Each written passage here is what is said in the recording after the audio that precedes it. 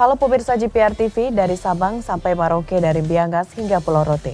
Bertemu lagi bersama saya Mona Azari Disak dalam Kominfo Newsroom. Halo pemirsa GPR TV, dari Sabang sampai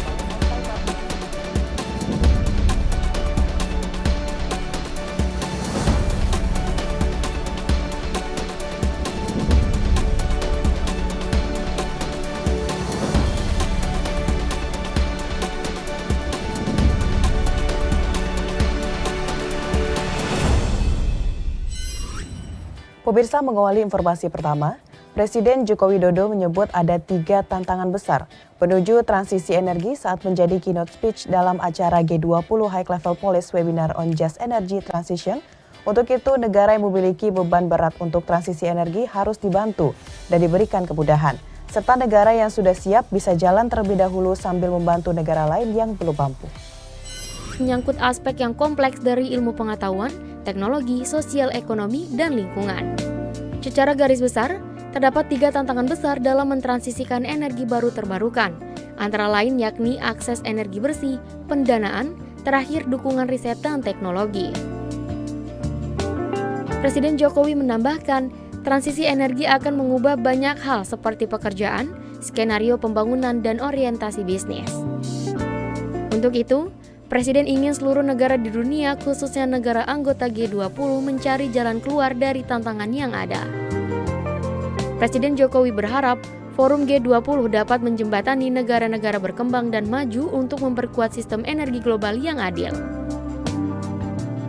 Saya optimis di balik semua tantangan itu ada sejumlah peluang yang terbuka lebar. Kemampuan kita mengatasi tantangan transisi energi akan membuka peluang baru dan lapangan kerja baru, peningkatan kebutuhan keahlian inovasi teknologi dan digitalisasi, terbukanya peluang ekonomi baru, ekonomi hijau untuk mempercepat pemulihan global. Karena itu, G20 diharapkan dapat menjembatani dan mendorong negara-negara berkembang dan maju pada keanggotaan G20 untuk mempercepat proses transisi energi, memperkuat sistem energi global yang adil dan berkelanjutan dalam suatu kesepakatan global.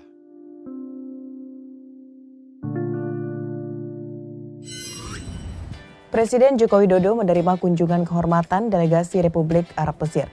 Dalam pertemuan tersebut, delegasi Mesir membahas sejumlah hal, antara lain upaya untuk meningkatkan kerjasama ekonomi, perdagangan, dan investasi.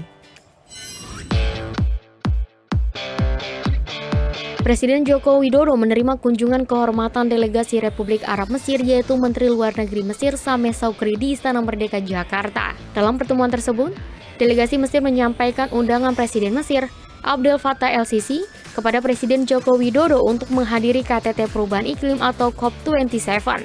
Selain itu, di dalam pembicaraan tersebut, Presiden Jokowi dan delegasi Mesir membahas sejumlah hal, antara lain upaya untuk meningkatkan kerjasama ekonomi, termasuk perdagangan dan investasi. Di bidang perdagangan, Menlu Retno menjelaskan bahwa angkanya cukup bagus. Bahkan di tengah pandemi pun pada tahun lalu misalnya, perdagangan kedua negara mengalami kenaikan 57,6% dan mencapai 1,8 miliar US dollar.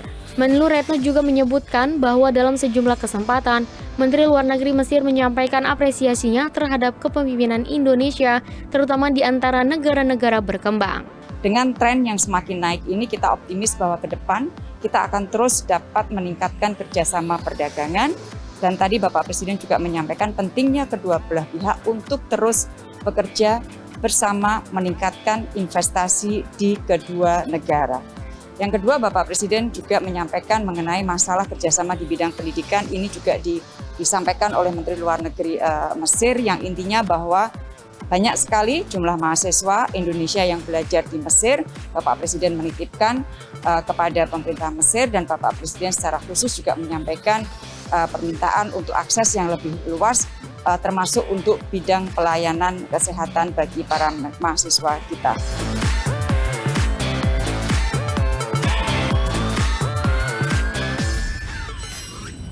Pemirsa, dokter dan tenaga kesehatan Indonesia merupakan garda terdepan penanganan COVID-19.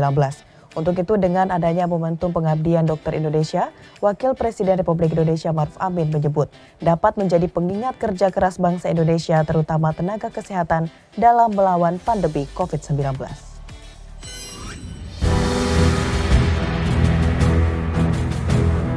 Selama masa pandemi COVID-19, telah banyak tenaga medis di Indonesia yang berguguran dalam merawat pasien COVID-19.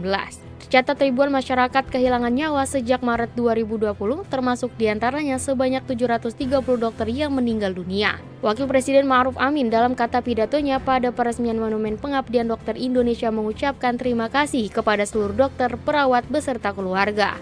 Wapres juga berharap monumen ini menjadi pengingat bagi kita semua bahwa Indonesia terus berupaya berjuang di masa pandemi yang memiliki banyak tantangan.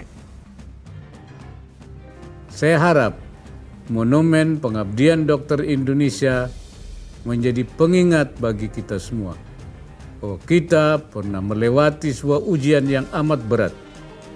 Namun di tengah tekanan dan kesedihan, kita tidak menyerah.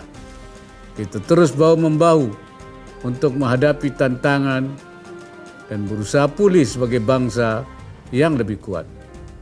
Saya juga berharap monumen ini akan membangkitkan spirit pengabdian dan perjuangan kita demi masyarakat, bangsa, dan negara Indonesia yang kita cintai.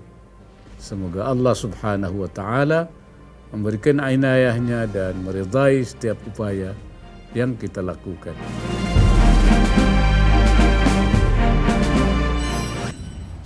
Menteri Perdagangan Muhammad Lutfi mengecek berbagai bahan pokok termasuk minyak goreng jelang Ramadan di Pasar Senen, Jakarta Pusat.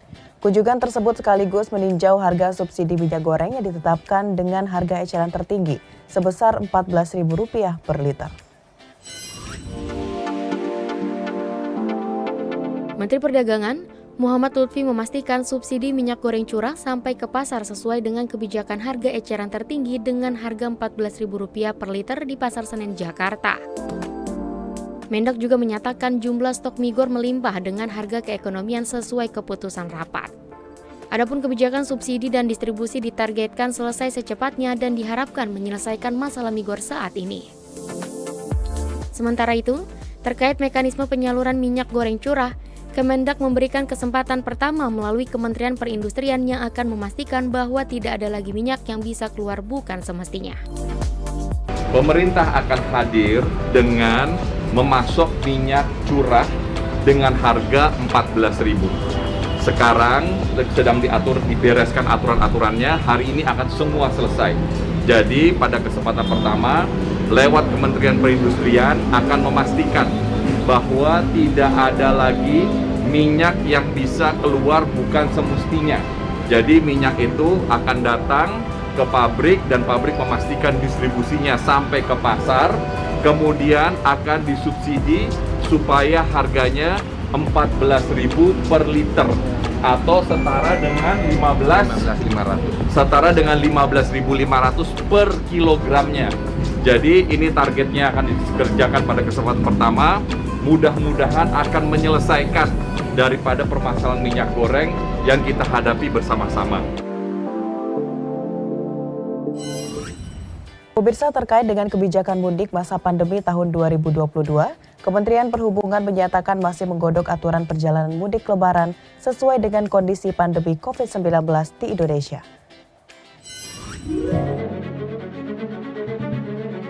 Pemerintah terus melakukan upaya dalam menangani kasus COVID-19 di Indonesia. Salah satunya adalah dengan memastikan bahwa penularan COVID-19 bisa dikendalikan dengan memaksimalkan cakupan vaksinasi lengkap secara menyeluruh di tingkatan kabupaten maupun kota.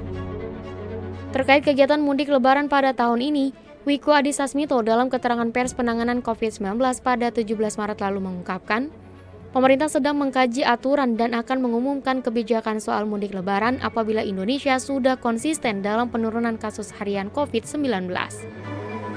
Nyatanya hal tersebut pun didukung dengan Indonesia secara konsisten menunjukkan tren penurunan kasus aktif selama 2 pekan berturut-turut mencapai 52% dari puncak kasus.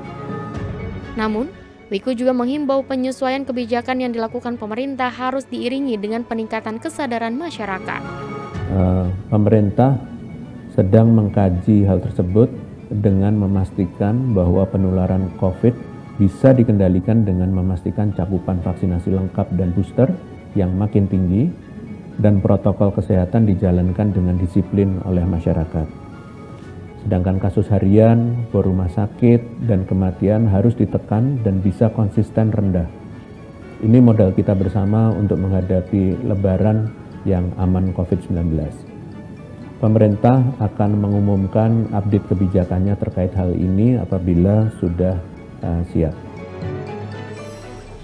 Pemirsa, setelah jeda pariwara, kami akan kembali dengan berbagai informasi lainnya. Tetaplah bersama Kominfo Newsroom.